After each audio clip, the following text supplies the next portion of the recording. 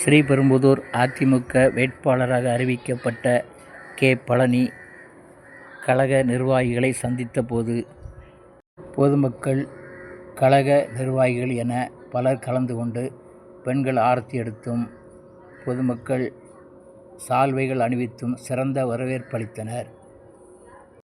குளத்தூரில் ராமச்சந்திரன் தலைமையிலும், குண்டுபெரும்புதூரில் ரவி தலைமையிலும் மற்றும் இருங்காட்டுக்கோட்டையில் ஊராட்சி மன்ற தலைவர் சிவக்குமார் தலைமையிலும், காட்ரம்பாக்கம் ஊராட்சியில் முன்னாள் ஊராட்சி மன்ற தலைவர் ஏ. மோகன் தலைமையிலும் சிறந்த வரவேற்பு அளிக்கப்பட்டது. அதனைத் தொடர்ந்து பிள்ளைப்பாக்கத்தில் ஊராட்சி மன்ற தலைவர் காயத்ரி வெங்கடேசன் தலைமையிலும் சிறப்பான வரவேற்பு அளிக்கப்பட்டது.